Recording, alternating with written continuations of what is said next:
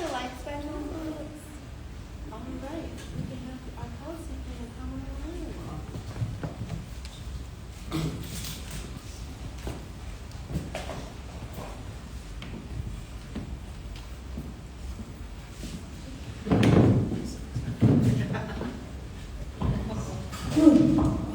Lights are rolling.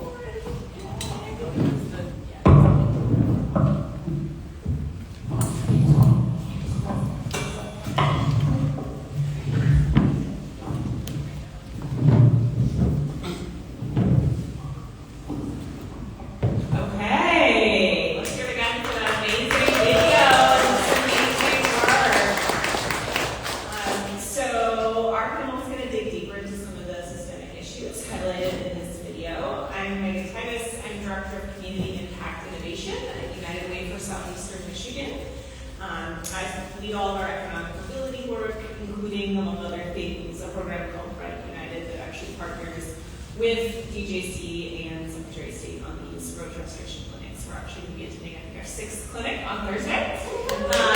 So really excited to continue to be part of this solution. But I'm going to ask our other panelists to introduce themselves. I guess we've got 2 mics, so Jayesh. Yes, Jayesh Patel, attorney at Street Farms. Shareece McCauley, I'm a staff attorney with Detroit Justice Center. I do primarily work with family, traffic, and housing, along with wonderful group of staff. And I'm Phil Mayer. I'm a senior staff attorney at the ACLU of Michigan, where I litigate sort of systemic cases, as relevant here, systemic cases that try to challenge some of these systems. Okay, all right. Thanks for amazing panel. So what we're going to talk about here is there's a lot of interconnections here. We're talking about the driver's license system. We're talking about the market for car insurance. We're talking about the criminal legal system. We're talking about individuals' ability to get and keep a job, which impacts their ability to pay rent, put food on the table, care for their children, all of these things. This isn't just about traffic ticket policy or driver's license policy. It's about the cycle of poverty in our community and our ability as a society to break that cycle. So let's start with understanding some of the history. So we learned in the video that prior to 2021, there were 350,000 Michiganders who had had their licenses suspended for their inability to pay for these fines and fees. And as Nancy told us, we've got this traffic enforcement to jail pipeline.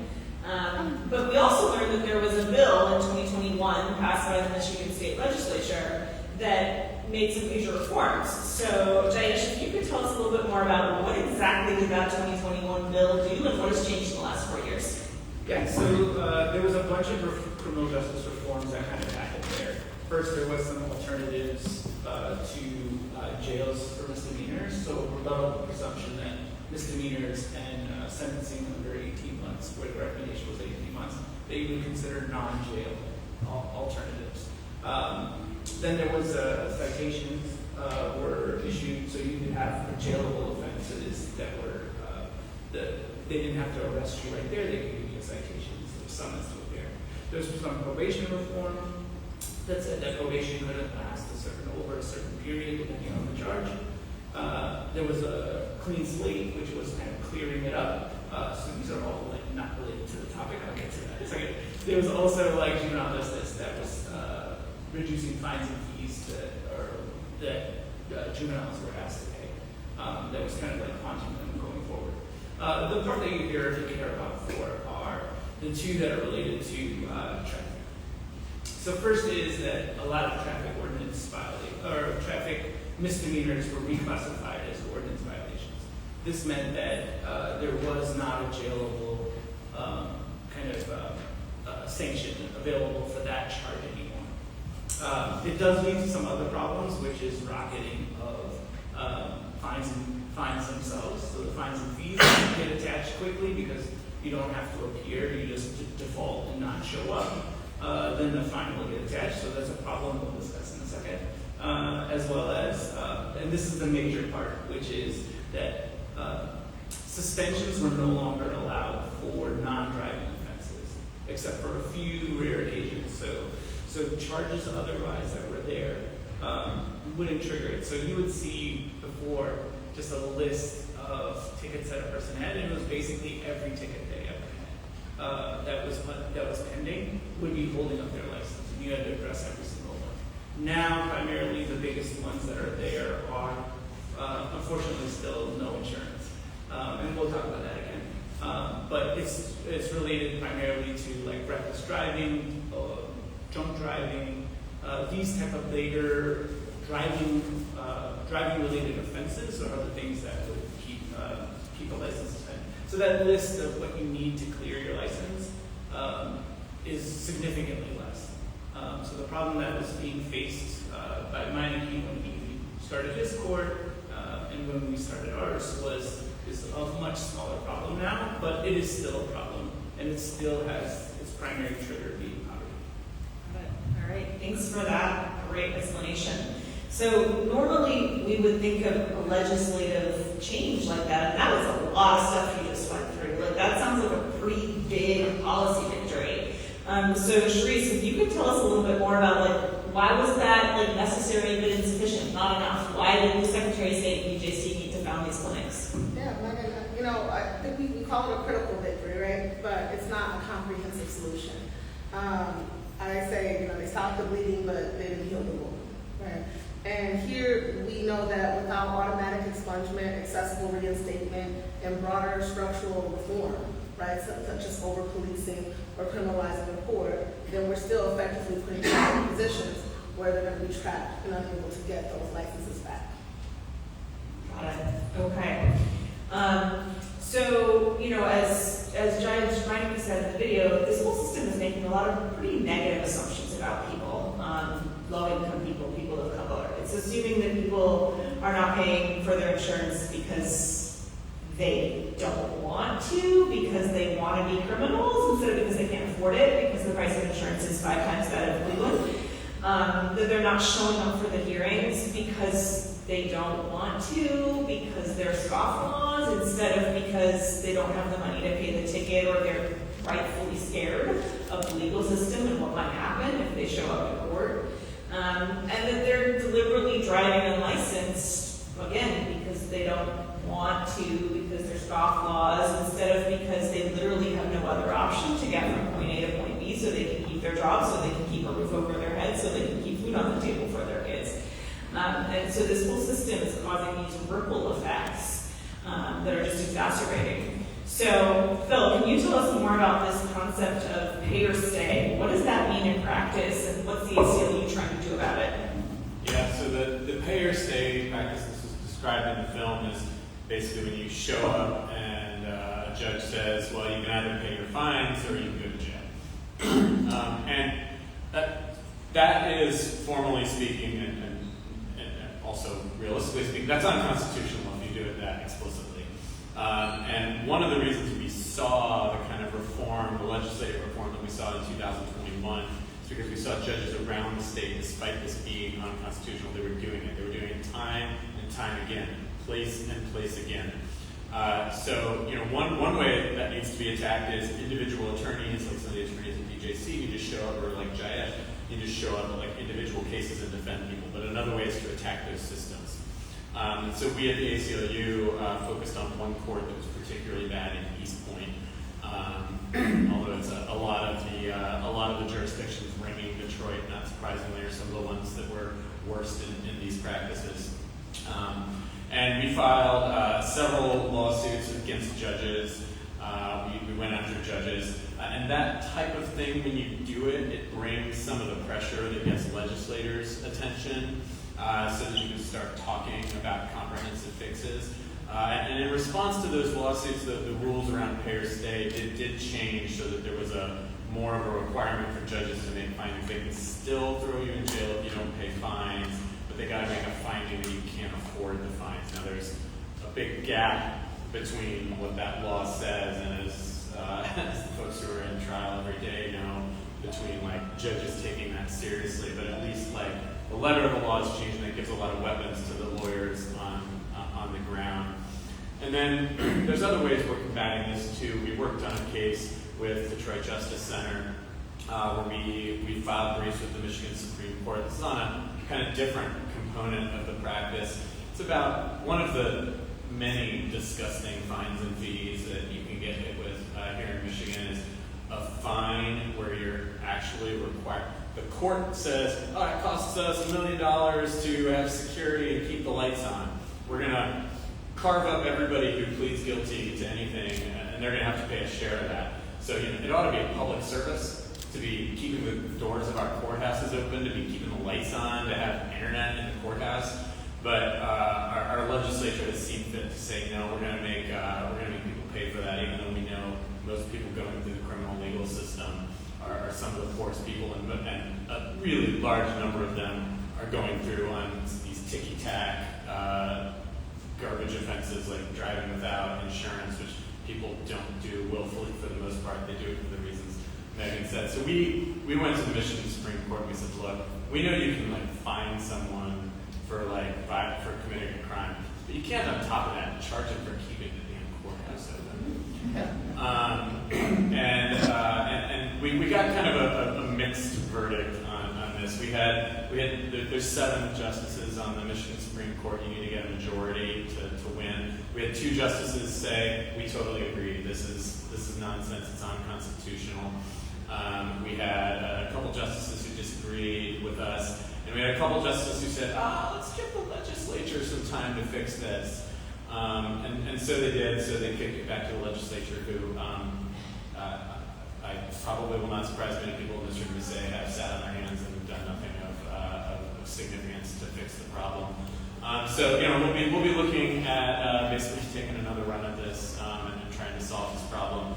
But one of these big systemic lawsuits, they're really hard to win. They're really hard to litigate. But even when you don't win them, they bring pressure to bear, and they bring the kind of pressure that can result in things like the 2021. So we keep partnering with our allies, like folks at this table, like folks in this room, and keep trying to fight those fights in the Supreme Courts and our courts of appeal to try to bring pressure to fix some of these systems. All right, thank you. So we've made some progress, right? We've made it harder to go to, or fewer offenses send you to jail. We've created these clinics to help people figure out what they need to do.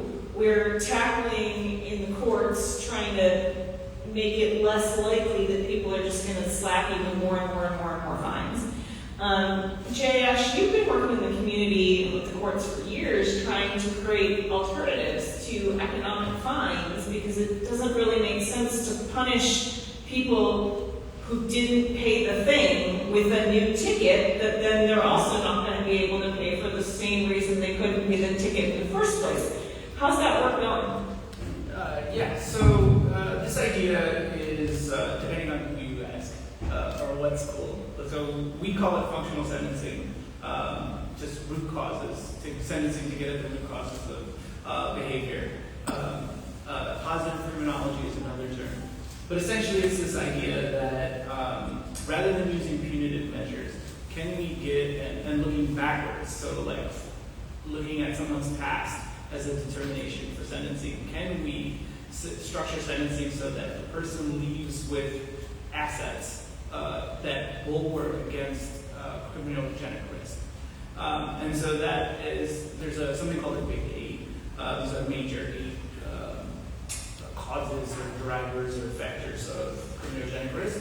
And can we give people interventions that are community-based that can resolve those issues or attack those issues such that the likelihood of this person recidivating is less at the end of this intervention, and it's money that we were never going to collect as a city, so that we'd be better off in total. So that started with Street Outreach Court Detroit, which is a court in 36 for people who are homeless or at risk of homelessness. To complete this action plan, to get those pillars, and then if they do, then cases are dismissed, and any pled cases are zeroed out with fines. And that's kind of like how it started. We are in the process of coming with different ways of incorporating, so like we have like 30 partners now that are in the community. We started with like 6, and now we have like 30, including all the Detroit at Work locations, who then screen their clients, submit little kind of markers that they've like completed job training or whatever, and then we're able to show that to the court as part of the action plan that they completed these services. And then we use them, we take care of them in Detroit, and then we're starting to showcase that to other jurisdictions to say that you can also do this. Take this effort as the alternative sentence, which I kind of mentioned in the reforms in 2021. And so we're trying to create that infrastructure that allows courts to easily do these alternative sentences. So that's what we're trying to do. I can give you some numbers. So just a FYI, so since 2012 is when we started, we had a 2-year pause. So we're 1,300 graduates, over 1,300 graduates, over 15,000 cases, and about $2 million in funds. Wow, that's fantastic. Yeah, I mean, I'm just going to toss an unscripted question back to Phil. $2 million in fines waived. If the court are using these fines to pay for the lights, like how do the courts continue to operate if they're giving away fines to people who did great things like get jobs? Yeah, look, it's always been a fiction that we need fines and fees to keep the courthouse doors open.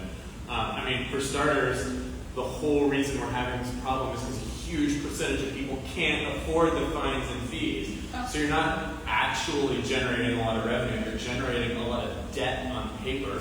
You're costing the court time to have more hearings for people who are getting arrested on outstanding warrants for tickets they couldn't pay in the first place. So it's actually put it, like the folks who have done the research on this are basically like, we're getting about 10 cents on the dollar for these fines that get imposed for offenses like this. I mean, it is a ridiculous way to try to fund anything.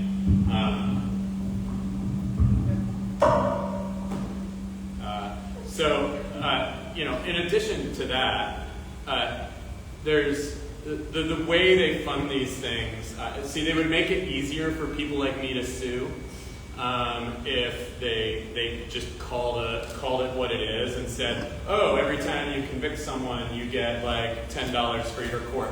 So instead, the money gets routed into a special justice fund for the state, and that justice fund distributes the money to like a variety of courts on a basis of the ratio of the convictions they have. It's like, it's impenetrable. It's crazy. I've like looked at the records to try to like make out exactly how this works, and they really try to bury it. But the upshot of that is this whole system, like the connections aren't straight. The money to run courts, the legislature has to fund the courts.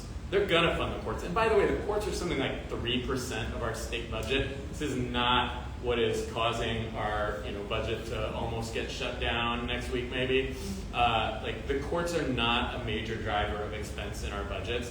So like the notion that we've forgiven a certain amount of fees, $2 million in fees, again, that represented a tiny, tiny portion that the state might have collected anyways.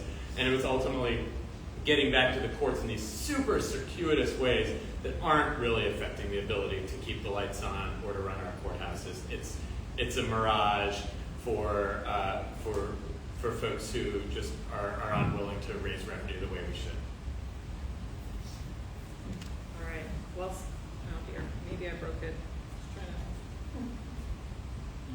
Okay. Oopsies, that was a bad idea. Yeah, we'll just pass one because that one was making a mess. So, okay, all right. So it's great that the Detroit cards are open to this approach of having people pay their sentence through something that's actually going to help them lead a more productive life in society rather than something that's going to cause them to further violate laws.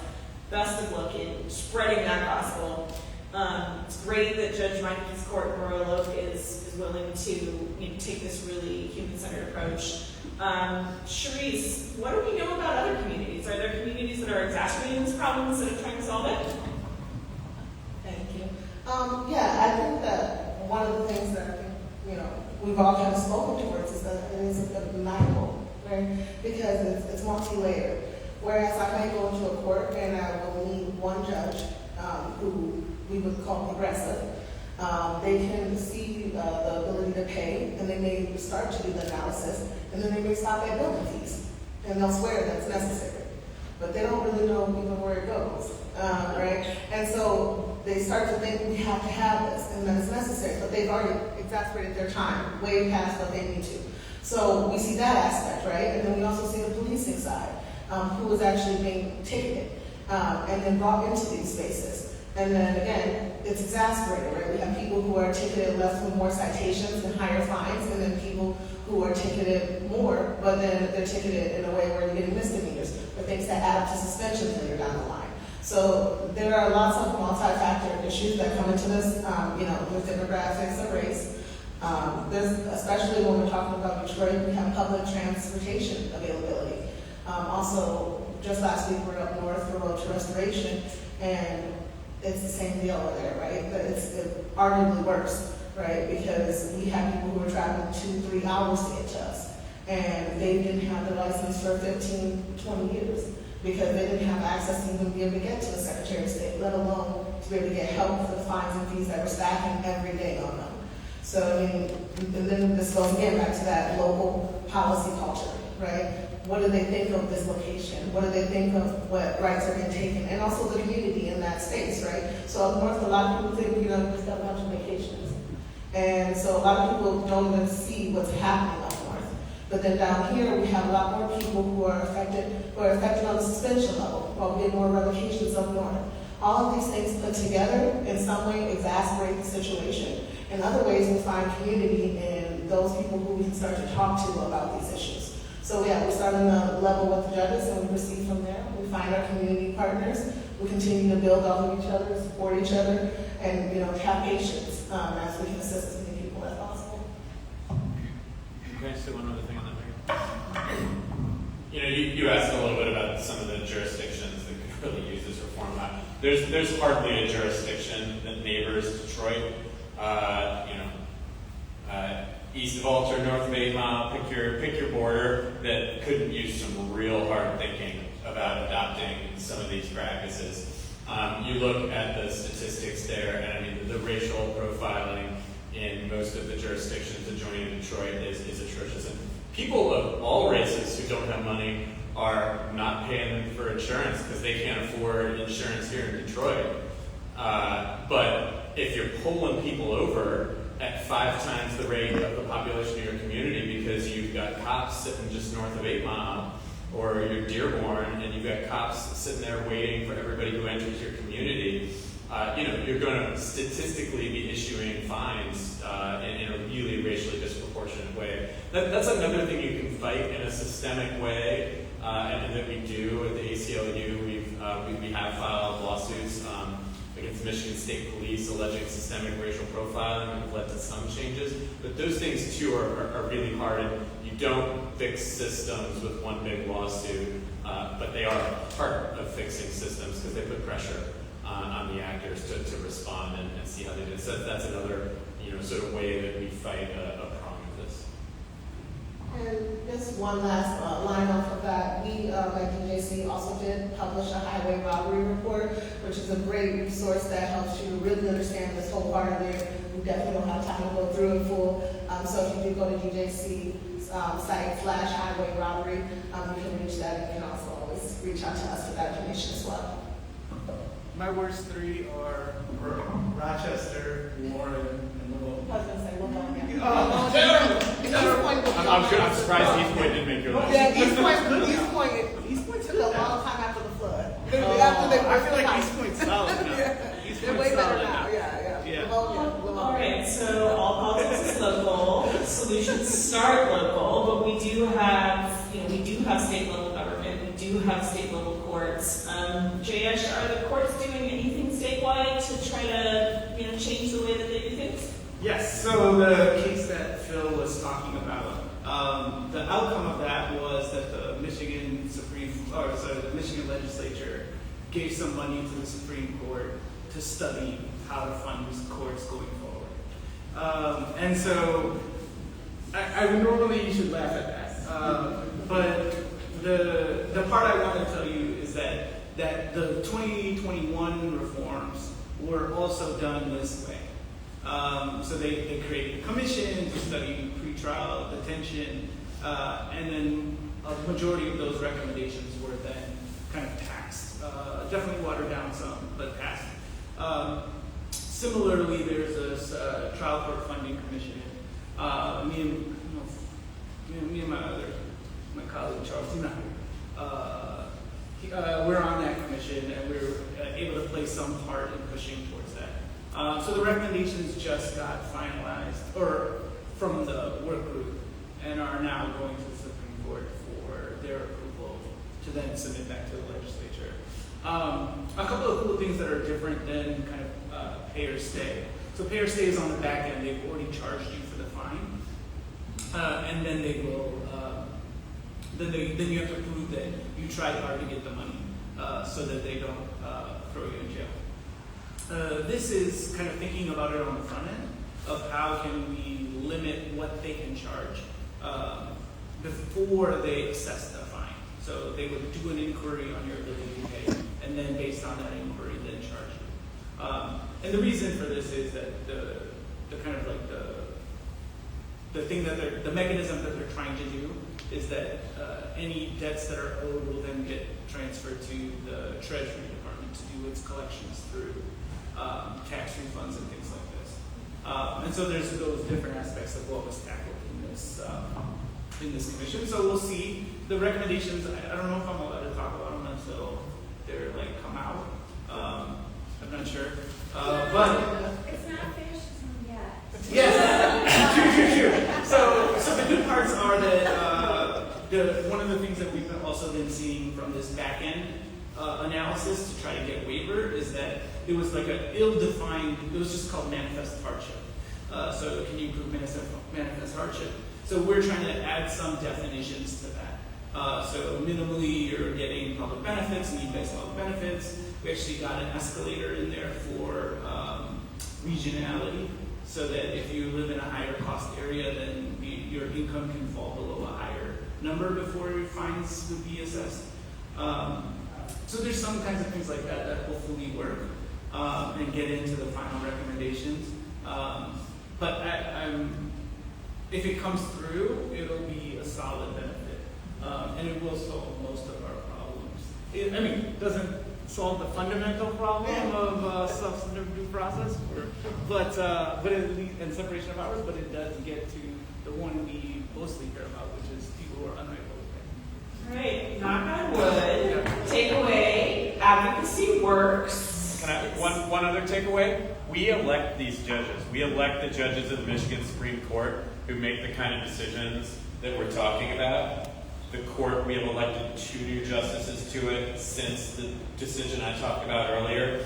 That matters when you've got the court having conversations with Jayesh and this group about how to fix these things. So those elections, they're down your ballot. They don't have parties attached to them. Don't just vote for whoever says judge or justice. Do your research and find out what judges or justices stand for, because those elections really matter when it comes to this kind of technocratic reform. Okay, advocacy matters. Elections matter. We are all painfully aware of that fact right now. Okay, we're going to end on one more high note. So because of all this advocacy, because of the momentum, in 2024, the Michigan legislature passed another law to get rid of a situation called application denial. So Shareece, do you want to tell us a little bit about what that was and what's changed? Yeah, sure. So as you saw, Road to Restoration is a program that started with GJC, SOS, AG's office, and a number of the partners who I believe are being called the Misfits. And a part of that is that we work to restore licenses, and that includes a lot of aspects. One of the big aspects that we faced in the beginning was that there was a denial of receiving your license back after you paid all the fines and fees, after you went to all the court hearings, after you did everything that you in theory were supposed to do.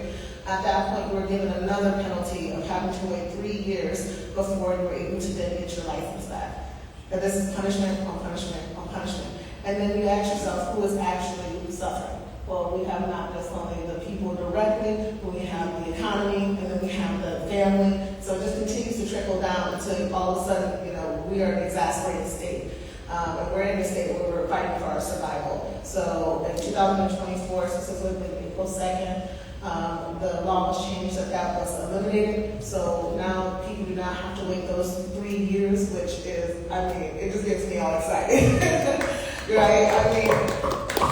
This is one of the things that we're talking about that really starts to help people immediately, because what we're seeing is, again, this layers and layers of issues that don't make sense, that are put together in a way that makes some people think they're benefiting, but that only benefits them temporary. And this is a really great example of that, right? Because we're working with SOS, but SOS can't even get a license because of a rule that's put in place to stop them after they get their fines and fees. So it stops the process in a way. So it actually hurts all parties. So this was really cool, and we're really excited about this change. It's actually, I believe, in the first month, over 3,000 people applied to receive their license back. All right, okay. So, we've come a really long way since 2021. We may have more to go, but we've done a lot. So now we're going to take some questions from the audience. Or do we still have time to take? I know we Back a couple, and then yeah, we got started a little late. But yes, because we have long ways to go still. If you want to keep up with all of it, you can scan this QR code and you can follow DJC's advocacy mailing list to learn all about it and stay in touch. But we will take a couple of questions from the audience if there are any questions. Okay. I don't know if that Lex works, but the gentleman in the back. Yes. Okay, I work with an organization that, among other things, has workforce training for a lot of the same people we were talking about. And it's great. It's so refreshing to be able to give somebody get their license back. Right? But I always make the pledge, don't lose it. Right? The recidivism of losing your license has got to be an issue. But that isn't my question. My question is this: what percentage of people are being fined because they are driving without insurance, because they can't afford it, versus ones that are driving under suspended licenses? Because I'm finding a lot of it is because they just don't have insurance, and that's why they're getting fines. So my real question is, what's being done? What can we do about the cost of insurance in Michigan? Because that's the elephant in the room, in my opinion. Okay, I got something for you. All right, so first one I would say is I don't think you can divorce those two, because you will get suspended if you can't pay your insurance. And that's the one that's going to hold you up. So that is the cyclical cycle. It used to be like driver responsibility fees back in the day. But this is the thing that's holding us back here. Second is I think Canton still does this, hopefully they still do it, where they don't ticket for poverty. So if you don't ticket for defective equipment or something like this, then all of a sudden I'm only pulling you over if you are driving badly. And then all of a sudden you're going to start eliminating over time the number of suspended licenses in your pool. Now you want to think about and I'm waiting for the Secretary of State data to prove this point, but the number of uninsured drivers in your pool, the number of suspended or revokes in your pool is going to be the reason why your rate is higher. Because the likelihood that you get into an accident or get damaged by a car that's driven by somebody who's uninsured. So it is the idea that you can penalize your way towards people buying insurance, particularly in a place like Detroit, is ass backwards. Instead, it should be, we're not going to ticket about this, so that we get more and more insured drivers or unsuspended drivers, so that our rate, the risk factor for getting hit, goes lower. So this should be a policy that we should be pushing, Detroit police to do, is that don't ticket anybody ever unless it's a driving safety related offense. That's my opinion. Yeah, alongside that, we're thinking about what you're saying. When I first came into Wayne County, because I came from Washington County, I believe Ypsilanti was the lowest insurance rate in the state. But if you look at those compared to the numbers, that does directly correlate. And so, again, under the principle of not actually putting or letting people get to the level of suspension would actually actively reduce the rate of insurance. The other thing I'll just add to that is that it's illegal to base insurance rates on your credit score, but it's perfectly legal to base insurance rates on your insurance score. And the algorithm that calculates your insurance score and the algorithm that calculates your credit score, they're not exactly the same, but they're pretty darn close. And credit scores are correlated heavily with poverty, and so that's one of the reasons. There are many reasons, so that's one of the reasons why insurance rates in Detroit are so high. I mean, we need effective, comprehensive insurance reform. Like we tried it 4 or 5 years ago, and it didn't actually bring rates down. I'm not an expert on all of those policy issues, but certainly I think we need to try again as a legislature to make some reforms that would actually bring the rates down. Because yes, you're absolutely right about sales and other. All right, there was another question in the back over here. We have time for one more question. No, mine was the same about Okay. insurance. Yeah. No. All right, we'll go right here. That's a question regarding voting. You have to have an ID to vote, and if people don't know how to solve their, I'm always asked for ID. I'm gonna You give know, that to so our voting rights it's attorney. effectively denying people the right to vote.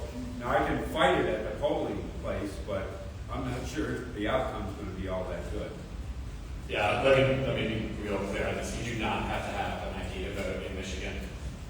If you do not have ID, all you have to do at the polls is say that you do not have ID, and you should be given an affidavit. I staff I'm a voting rights attorney, is one of my primary things I do. I staff the statewide hotline. First of all, if you ever see this practice, call that hotline. But generally speaking, the clerks everywhere are very good about understanding if you don't show ID and you say you don't have ID, they'll give you an affidavit to sign.